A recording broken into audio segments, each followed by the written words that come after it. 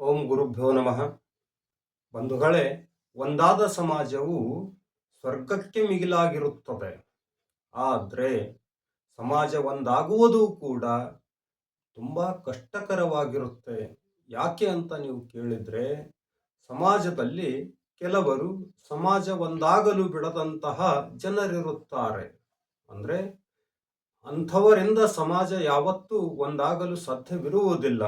ಅವರ್ಯಾರು ಅಂತ ನೀವು ಕೇಳಿದರೆ, ಮೊದಲನೆಯದಾಗಿ ತನ್ನ ಸ್ತ್ರೀಯ ಹೊರತು ಅನ್ಯ ಸ್ತ್ರೀಯರನ್ನು ಮೋಹಿಸುವವರು.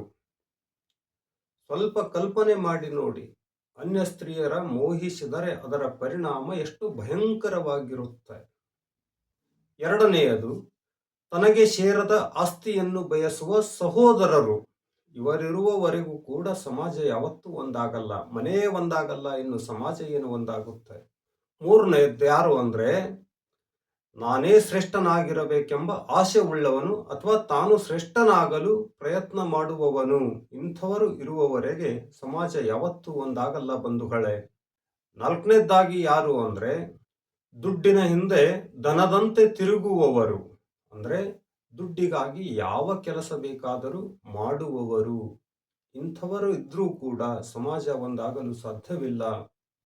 ಮುಂದೆ ಐದನೇದ್ದು ಮತ್ತೆ ಮಹತ್ವದ್ದು ಯಾವುದು ಅಂದರೆ, ದೇವರಲ್ಲಿ ಮತ್ತು ಧರ್ಮಗಳಲ್ಲಿ ನಂಬಿಕೆ ಇರದವರು, ಅಂದರೆ ನಾಸ್ತಿಕರು.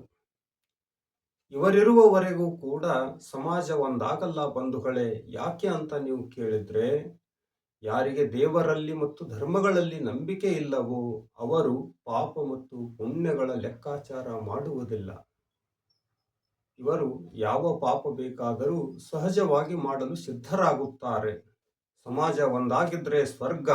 ಎಲ್ಲರೂ ಸ್ವರ್ಗದ ಅನುಭವ ಕಾಣಬೇಕು ಅಂದರೆ ಸಮಾಜ ಒಂದಾಗಿರಬೇಕು. ಸಮಾಜ ಒಂದಾಗಿರಬೇಕು ಅಂದರೆ ಎಲ್ಲರೂ ಅಂತಹ ಗುಣಗಳನ್ನು ಬಿಟ್ಟು ಬಿಡಬೇಕು ಎಂಬುದೇ ನನ್ನ ಮಾತಾಗಿದೆ. ಧನ್ಯವಾದಗಳು.